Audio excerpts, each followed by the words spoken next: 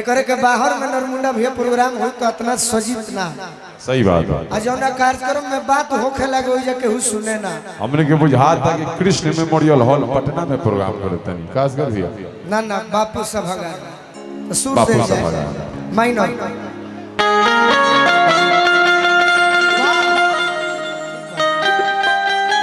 बड़ा है।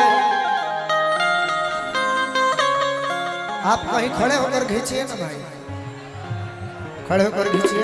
एक साइड हो जा बेटा। आज के यूट्यूब वाले भाई आप लोग ने देखा होगा कि अभी सोना जी गा रही थी, अमित जी गा रहे थे। दोनों ओरिजिनल सिंगर हैं, लेकिन हम खड़े हुए उनके लिए, अपने लिए नहीं। गाना रहता तो गा कर भाग जाते, लेकिन हमने कहा, हमने सोचा कि इनका भी सम्मान कहीं हमसे बढ़ के है। सही बात। अब सोना जी का सुनी चाहे मत सुनी, वो अपने आप में हिट बड़ी। आइए समय दी 4 गीत 5 गीत सुनी, बाकी चली अब सबके सम्मान बा और जीवन में हमने सम्मान देना सीखा। आज नृत्यांगना शिवानी जूली पिंक रिम झिम जे भी आई बा। और मैं आवाज देना चाहूंगा कि इस महफिल में इस तिलकोत्सव में जितने भी नृत्यांगनाएं आई हैं वो चलिए मंच पे। आओ जल्दी आओ, डायरेक्ट मुदा। एगो लड़का एगो लड़की के देख के कहत नरमुंडा भैया, अरे मरही के बाटे तो अरे मार दो न जान से, कहे के मुआवलू नजरिया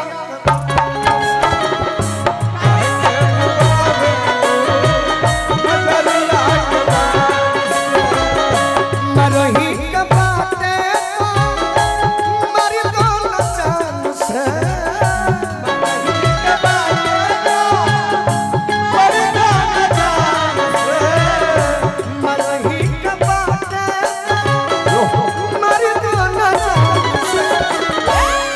हमारे गीत सुने खातिर रौरा बैठे के बड़ी डांसो रौरा करो। रौरा हमरे खातिर बेचैन रहिया देखो तनी के रौरा उड़ावत कतना बा। वाह तो कहे के मुआवलू नजरिया कबा, कहे के मुआवलू नजरिया कबा,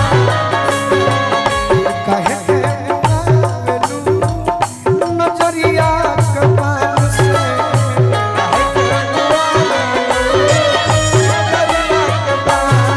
गोरिया चांद के अजरिया नियन गो मारू हो, गोरिया चांद के अजरिया नियन गो मारू हो, तोहर जो के हो गई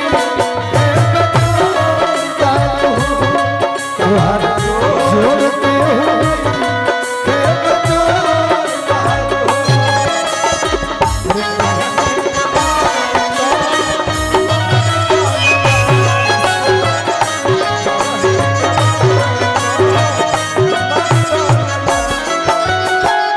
भाई हमारे अखिलेश जी, हमारे तुलसी भैया, जिला परिषद आप भी और इनकी पत्नी भी, हमारे गार्जियन की ओर से मुखिया जी पद प्रतिष्ठा बना रहो, जिन्होंने मेरे डांस को कहा पहले से गोलू राजा के बोल के कठिन बात कुछ कहो तरीका अंधा का मुक्का ना जी। हे मैडम हेले आओ, हर नाव का हेलो हेलो हेलो गुरु राजा जी, आप युवाओं के आइकॉन हैं, पूरे बिहार के आइकॉन हैं। एक बार ताली बजाओ गुरु राजा जी के लिए, ताली बजाओ। तने हिल जाए तो कहे के मुआवलू नजरिया कबा से, कहे के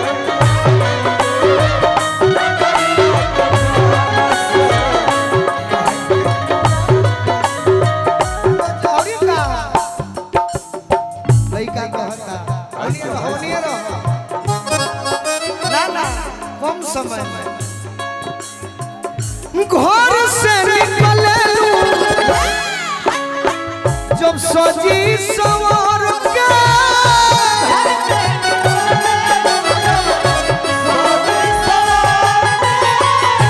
राम जी बनवले पूरा सफर के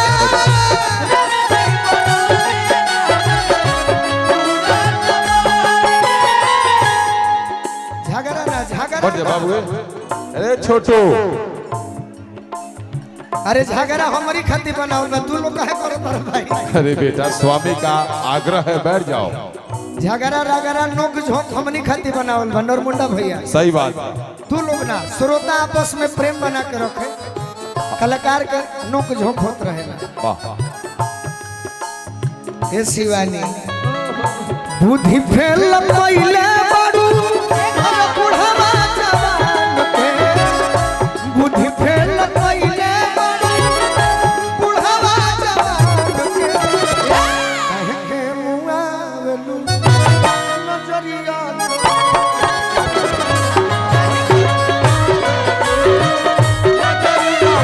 हाय हाय काहे के मुआवलू नजरिया कपाल से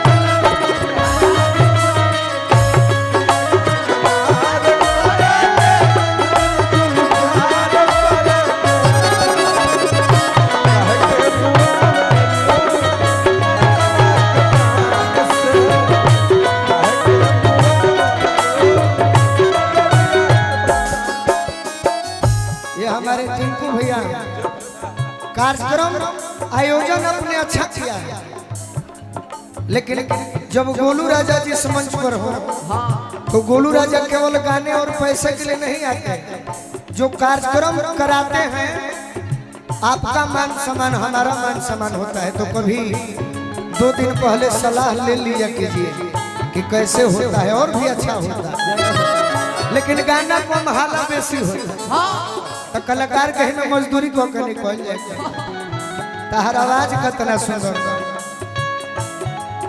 ए कोई सारा गोरी तहरा टोन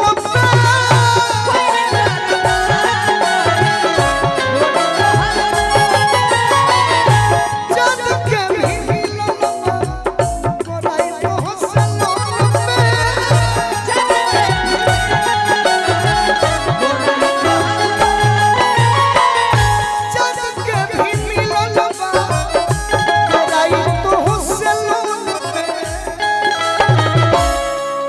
हमारी हरदम लड़ाई भोजपुरी के लिए हुई है आगे भी जारी रही तो भोजपुरी में चौगुन यही पर बाजी अपन काम हमारे बड़ी अच्छे मित्र बड़े भाई ऋषभ भैया सिंटू भैया कहाँ चले गए सिंटू भैया ने भी सम्मान दिया हमारे सुमन भैया ने भी सम्मान दिया आप लोग मेरे लिए खड़े हैं इसके लिए दिल से धन्यवाद कि हल चल गोलू के अरे डोलावा जनीमा चौक भोजपुरी के ओरिजिनल चीज तो कहे के मुआवेलू अरे नजरिया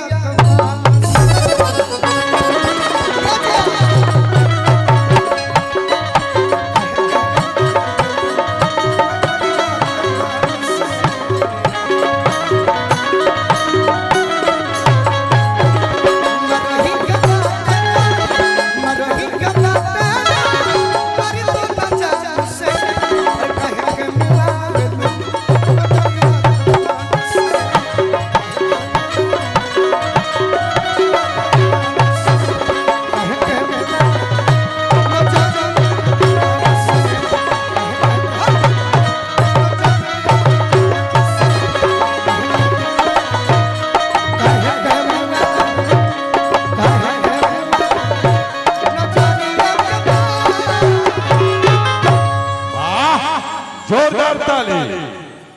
यह भोजपुरी है, यह